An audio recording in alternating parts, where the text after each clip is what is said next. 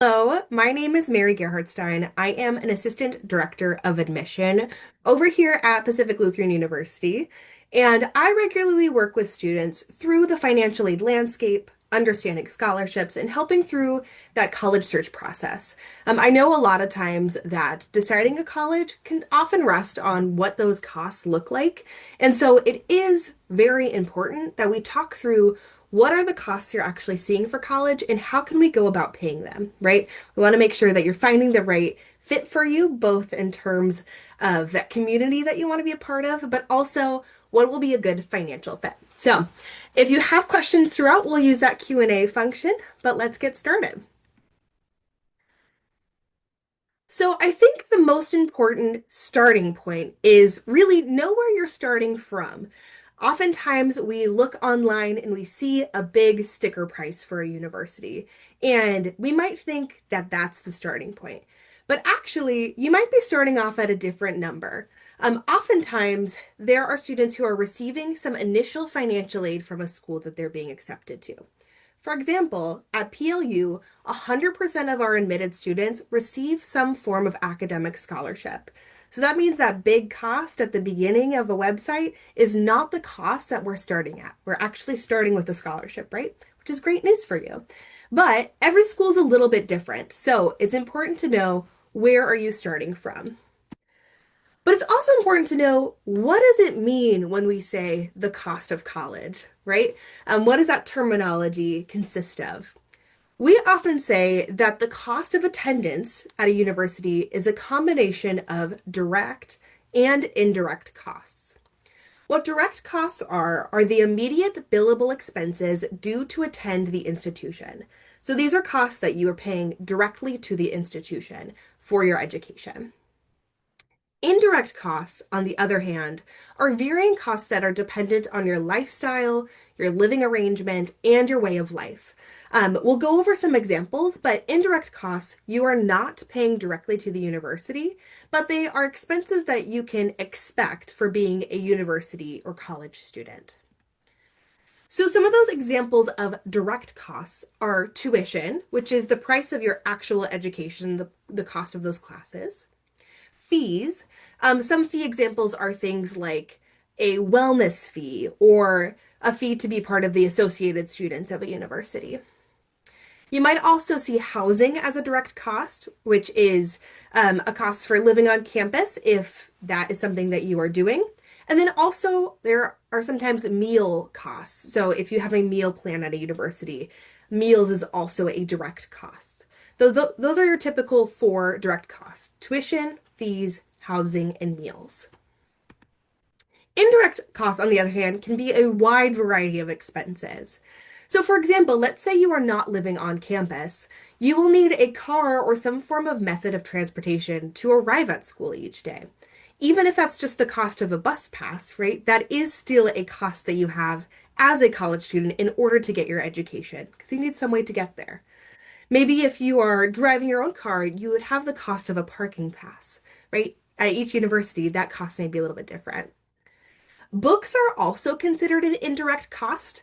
There's lots of ways you can make purchasing books affordable, right? Maybe you're renting a book, maybe you're going to the local library and just checking out a book that's free. Maybe you're buying a used book, or maybe you're buying a new book, right? All of those have different expenses. If you're living on campus, maybe you want your room to be aesthetic, right? Maybe you want new bedding and different furnishings. You might need a laptop for your education. And then, of course, those other things that you just need to be a person, right? Maybe you like snacks. Maybe you have a coffee session. Maybe you want to smell good and have deodorant, right? All good things. But those are some of the expenses that you could expect as a college student that you are not paying directly to the university. But we want to set ourselves up for success for getting some scholarships and help paying for these costs, whether they're direct or indirect. One of the best ways that you can set yourself up for success is by applying to what is called the FAFSA. Now, the FAFSA is the free application for federal student aid. This is an application that allows you to receive both federal and state financial aid if you're going to a university in the state that you're from. So let's say you don't qualify for the FAFSA, which would be if you yourself are an undocumented student, and you are a Washington State resident, you should apply for what is called the WASFA, which is the Washington Application for Student Financial Aid. This will allow you to receive state aid as a Washington State student if you do not qualify for the FAFSA. But if you qualify for the FAFSA, that's the one you should fill out. You should only fill out one of them. But it's really important to fill those out because students that chose not to complete the FAFSA for the 2023 school year left over $4 billion on the table that could have been used to help pay for their college, right? So it's important you fill these out. These are forms that are open now if you are a senior or you're about to transfer in to a university. So now's a great time to get started on these. We'll go over a little bit more detail about these, but in terms of this year's FAFSA, so if you are a senior now, if you're about to be transferring in to a university for next year, what you'll need to fill out the FAFSA, again, the free application for federal student aid, is a username, right? You can fill this out at studentaid.gov. It is a government website. And your student aid username is a username and password that you create in order to fill out the FAFSA. Some other items that you might need are a picture or copy of your Social Security card. You might need your 2024 federal tax forms, right? Oftentimes you're filling this out alongside a parent or guardian, so they could help you with that. You'll also need for your family current balances of cash, savings, and checking accounts, a net worth of your investments, businesses, and farms. And then also, as part of the FAFSA, you are going to be putting a list of the colleges that you will apply to or that you are currently attending. Because the thing about the FAFSA is you do submit it every year, even as a continuing student. So what the FAFSA does is it allows a university to check your income and then supply you with scholarships from there. So even in your second, third, fourth year at a university, it's important to continue to fill out the FAFSA so that way you can continue to get that really great financial aid and scholarships. All right, so what are some of those opportunities I'm talking about when I talk about the FAFSA? So some of those are federal opportunities, right? So scholarships through the federal government. Some of those options, right? This is coming from a PLU lens, so this is what a student could get federally at PLU, is they could receive a federal Pell Grant, which is a maximum of $7,395 per year. The Federal Supplemental Educational Opportunity Grant, or what we sometimes call the SEOG grant, which is $100 to $1,000 per year. And opportunities like work study, which is the promise of hourly pay for student employment offered through the university. I think sometimes there's a misconception about work study that you work and that money goes directly to a school and you don't see it. But actually, with work study, it's your paychecks, they don't go to the direct costs at the university. You get paid in a paycheck. You can do whatever you want with that, but it may be helpful. You can decide that you want to pay your direct costs with that paycheck. But there's a misconception that the FAFSA, all you get is scholarships, and oftentimes they're need-based. But you can also get other options like work study and loans, which we'll go over later. Now, there are also state aid opportunities. As I said before, the FAFSA gives you both federal and state opportunities. If you are able to fill out the WASFA and not the FAFSA, you could still receive these state aid opportunities if you are currently a Washington State resident and you plan on attending a university in Washington State. For PLU, some of those opportunities are the Washington College Grant, which for us has a maximum award value of $6,455 per year. The College Bound Scholarship for PLU students has a maximum of $6,955 per year. And then also the Washington State Opportunity Scholarship is another just like state opportunity. It's actually an outside scholarship, so not directly through the FAFSA, not directly through a university, but just want to let you know this is a great outside scholarship that is opening up soon, typically for people with the STEM major. So just know that that's an opportunity through the state. It's a state program. We do have a note here at the bottom that there has been some state legislature changes, so these numbers may change. But each university is a little bit different with what they can provide in terms of state aid opportunities and federal aid opportunities. So if you're looking at multiple colleges, you will receive multiple financial aid awards, but you can also work with your admission counselors at each university to see what those numbers look like. But we'll be very clear with what you are receiving. Okay, so those are federal and state opportunities, but that is not the cap of what you can receive in terms of scholarships. Another opportunity is what is called institutional aid, which is scholarships directly from a college or university. So, a question to ask yourself is which ones do the schools I'm looking at offer? So you should review each school's scholarship page for more details, including what are those deadlines. We did have a question in the Q&A. Are state aid opportunities only for those filling out the WASFA? No. The FAFSA allows you to get both federal opportunities and state opportunities. So it's like a two for one deal filling out the FAFSA. So that's why we recommend if you're eligible to fill out the FAFSA, fill that out because you get the most opportunities from that. The WASFA, you can still get those state aid opportunities, but you cannot get those federal opportunities. So that's why we say only fill out the WASFA if that's the only form that you qualify for. That's a great question. Okay, so back to institutional aid. What can you get from the individual university? Um, I know PLU experience, right? So I'm gonna share a little bit more about what we offer. Um, PLU offers lots of different kinds of scholarships. So, one that we mentioned earlier is an academic scholarship, which you get automatically from being accepted at PLU. For our first year students, that academic scholarship looks like $8,000 to $32,000 per year. So that's a really fantastic thing to have as your starting point is knowing, hey, I already have a $31,000 scholarship, right? That's much less than a sticker price. Other opportunities are things like our Presidential Scholarship, which is a stackable leadership scholarship for students with a 3.8 weighted GPA. That also is part of that application process, typically automatically, though there are some people who fill out a supplemental form. We also have our 253 PLU bound scholarship. So I mentioned college bound a moment ago. Our PLU bound scholarship is basically saying that if you are college bound eligible um, and you're admitted to PLU, you are able to get a full tuition scholarship through a variety of scholarships. So we'll make sure you get full tuition. Other things are our housing grant. If you live on campus, you get $2,500 per year. If you visit our campus, either in your senior year or the year before your transfer, you'll get $1,000 per year. We have art scholarships, alumni dependent scholarships, our Wiki Leadership Award, a matching scholarships for church congregations, confirmation scholarships. There's lots of options. So just know any school you're looking at will likely have a large list of scholarships. It is important to know, though, do I need to apply for those scholarships or do they come automatically, right?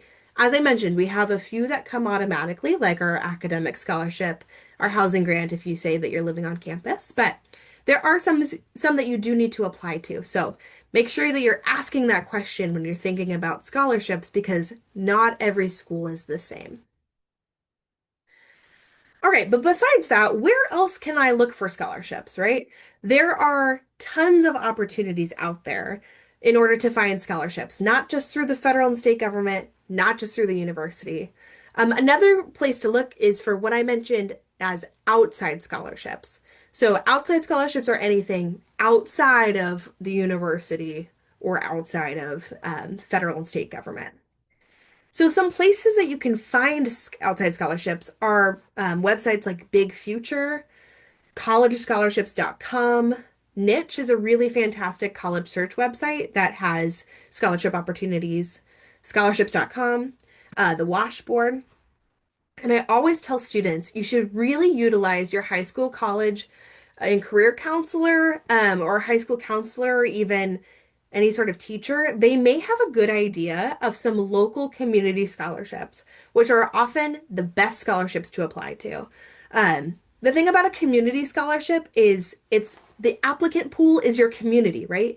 which can be much smaller than some of these larger websites where the entire country is the applicant pool, right? So it's a good idea to utilize those resources that you have, see what you have close to you, but also don't be afraid to apply to those larger scholarships because they may have really fantastic opportunities for you.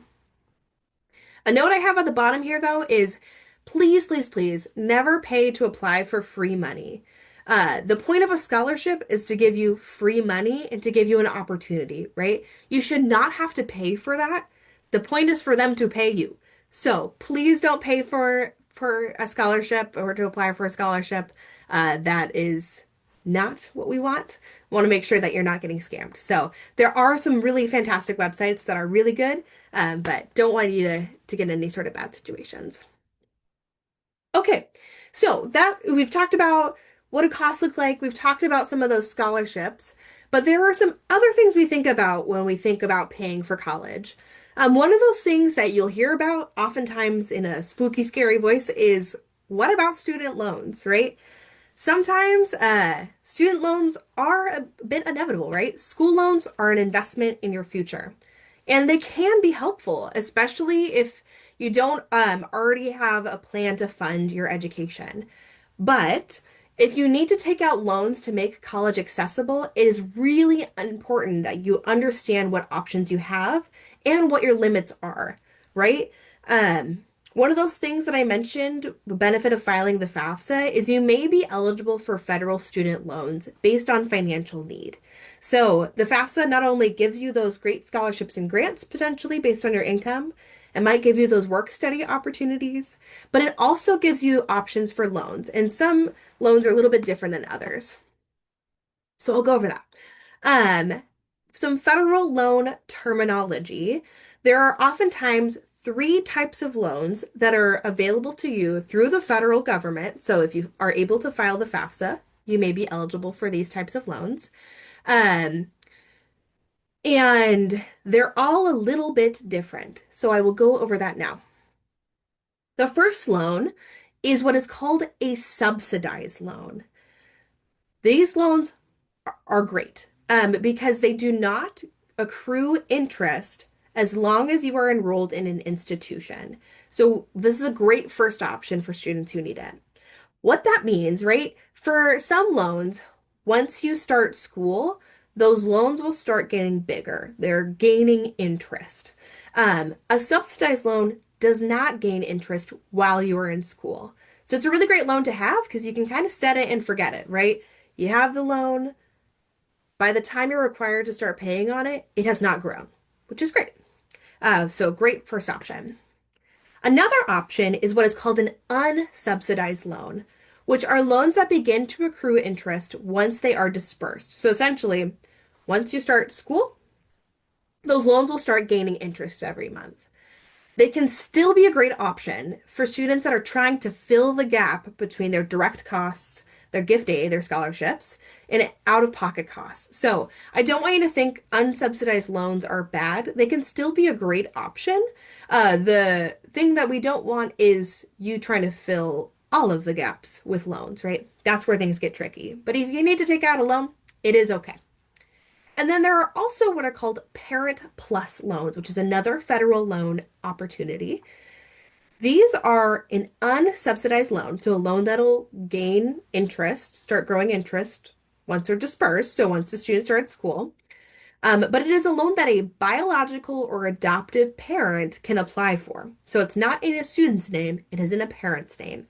It can help cover up to $20,000 each year for their students' educational expenses. The thing that's a little bit different about a parent loan, besides the fact that a parent is getting the loan, is that a parent must apply and be eligible. So there is a credit check involved in the parent loan, whereas a subsidized or unsubsidized loan in a student's name does not have that credit check process. So I know that's confusing. Please know that this is not the only time we will be talking about this.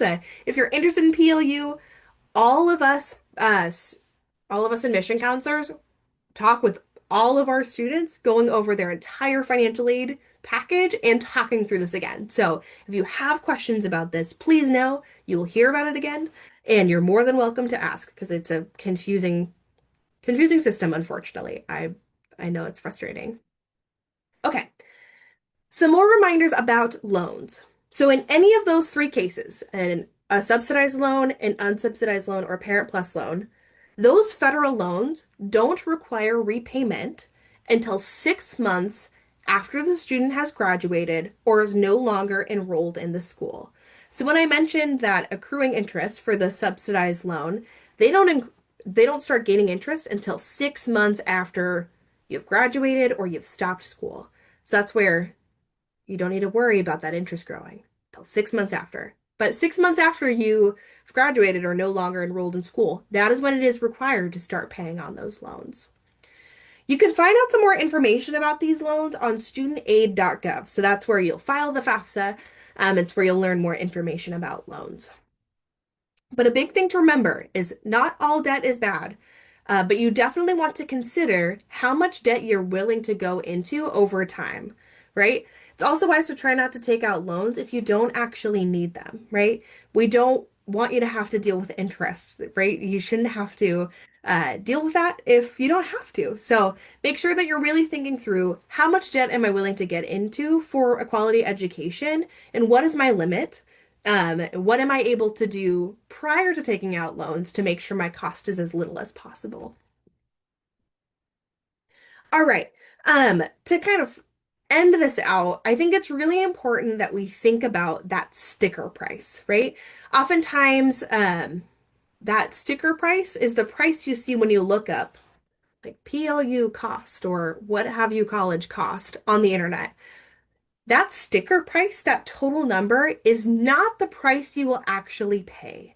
And I know that's what makes this all confusing is that it is variable. But here's a nice way that you can look and see how we talk about costs and how those things change.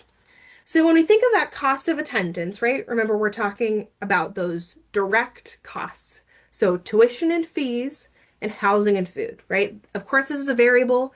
Sometimes students aren't required to live on campus and therefore not getting a food plan, but for sake of argument, let's just have it all of the potential direct costs. So at PLU, tuition and fees is $52,256, and housing and food is $13,710 per year. So that sticker price looks big, right? $65,996. And if you think that, oh, I'm paying that amount, that's scary, and it's not true. No student is paying that amount at PLU. Because what we do is we take that sticker price and then we subtract any of those PLU institutional aid offerings. So any of those PLU specific scholarships. As a reminder, all students are getting some kind of academic scholarship. So right off the bat, that's $8,000 to $32,000 off. But it could be potentially more, right? We talked about a few other PLU scholarships. That can be taken off immediately from that sticker price. Another thing that takes off money from that price is that federal aid. So maybe that's that Pell Grant, for example. Let's say you got that, could take that off. There's also state aid. So things like the Washington State College Grant or College Bound can take that off. And then finally, with that number, you can also subtract loans, right? Loans you do need to pay off at some point, but they can help you with that expense for right now, what that yearly cost is. So if we're taking off that institutional aid, that federal aid, that state aid, that loans, all of those which you need to fill out the FAFSA or the WASFA for, that's where you'll get your actual direct cost, right? And it can be much, much, much less than that sticker price. So that's why it's important we think about all of those factors that go into the cost. Because for many, it is much, much less than what you're seeing online. So yeah, don't want you to get too scared about the price. I know it's difficult, especially when a large decision may hinge on it, but sometimes you just need to wait it out, fill out the necessary paperwork, the FAFSA or the WASFA, and see what that financial aid offer is, because it could be quite a lot less. Okay. Well, thank you so much. Let's get to some of these questions in the Q&A. Okay. How do the music and theater scholarships work at PLU? Is there an application to fill out? Where are the audition signups? Thank you. Thank you so much, Kat. Yes, so PLU does offer an Artistic Achievement Award, which was one of those institutional aid offerings in that slide that I shared. How those work is pretty soon here, we will be adding to your student applicant portal, if you are a senior, a checklist item, which is a way for you to either sign up for an in-person audition or a virtual audition for music, theater, dance, visual art, which is a portfolio rather than an audition, or digital media, which is also a portfolio. For those, you either do an audition in person or virtually to receive a scholarship, which is anywhere typically from about 1,000 to up to $7,500 per year, but typically they range to the $1,000 to $3,000 amount. So those auditions typically take place in late February. So we'll have that checklist item here pretty soon, so that way you're able to sign up for an audition or submit a virtual audition. But that's how that works. You sign up for one of those, you'll audition, and then you'll hear back pretty soon about whether or not you've received one of those scholarships for music, theater, dance, visual arts, or digital media. Had another student say, "Hi, I'm an international student. I'm unsure whether I can submit the FAFSA. Could you clarify what financial aid process international students should follow?" That's a really great question. International students go through a bit of a separate process. I personally do not know. However, we have a really fantastic international admission counselor who'll be able to help you figure out exactly what you need for financial aid. I don't know what you qualify for, but there may be something. So I would definitely say connect with, if you're interested in PLU, Brandon Bruon. He'll be able to help you. And if you are connected with him, if you can find his email online, he's a really fantastic help. So he'll be the best person for that. Okay. This person said, "I completed the FAFSA on the day it opened. How do I find out how much my student might be receiving?" Great question. So, if you've already received the FAFSA or already filled out the FAFSA, that's fantastic. Typically, it takes a little bit of time for it to get sent to us. So, if you did this recently, I know that's not what this person's saying, but if any of you have recently filled out the FAFSA, no, it takes sometimes a couple of days to get to us. But we will be starting to send out full financial aid offers or financial aid awards, which is a list of what are all those costs? What are all those scholarships that you've received? What other things do you qualify for, such as work study or loans? We start sending those out typically in January, February timeframe. Each university will send those out to students. So everybody's on a little bit of a different timeline. Oftentimes, PLU is one of the first universities to send those out to students in the new year. So unfortunately, kind of need to sit tight just a little bit longer, but normally in about a month or so, you'll be able to start receiving those. And once that happens, we'll be really diligent to get a meeting scheduled with you to talk through those things too. Because the thing with those financial aid awards is they are not the same at every university. They look visually different. So we want to always be able to help you decipher what they each mean, and go through that process together. But yeah, typically about a month or two, you'll be able to receive that full list and see what all those scholarships your student might qualify for. I will say once you receive a financial aid offer, typically they are just a starting point. So, right, some of those other scholarships, like I mentioned, the Artistic Achievement Award happens in February. If you receive a financial aid award before then, no, you could still you could still get that Artistic Achievement Award. We'll just add that on top. So typically your financial aid award is that minimum. Yes, person asking about Brandon Bruon's contact. If you look up PLU admission counselors, you will see him. I don't have his email off the top of my head, but yeah, PLU admission counselors, you'll see Brandon's information there. Um, Another person asked, "Are there any scholarships to help pay for study abroad?" Yes, that is one that I didn't list, but there are scholarships to help pay for study abroad. We also have scholarships for continuing PLU students too through different programs. So what I listed are first year scholarships, so for students who are coming into PLU. But there are more scholarships for continuing students, including scholarships for studying away through our Wong Center. So please know that there are other options too to help pay for your college as you go along. But we do offer those study abroad scholarships because we want all students to be able to go and study away and have that experience. Okay. Do we have any other questions? I know it can be a bit confusing. So again, remember that this is just a starting point. We will continue to talk through this, especially once you all are receiving those financial aid awards. But it's important if you haven't already and you are a senior or you are about to transfer, the best thing to do even tonight is get logged onto studentaid.gov and start that FAFSA process. Start creating that username for your FAFSA.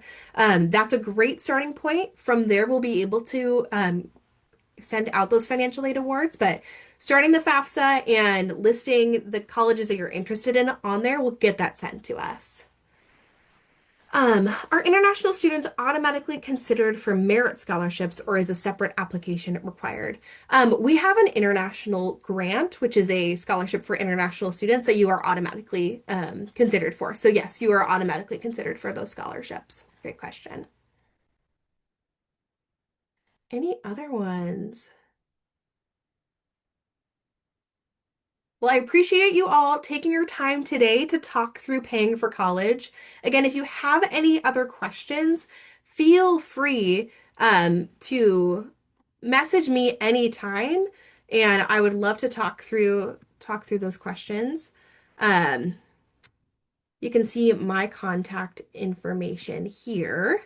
My name is Mary. Sorry, I have a very long last name, so it's a bit to type in. But I appreciate you all taking your time, and I hope you have a wonderful rest of your day.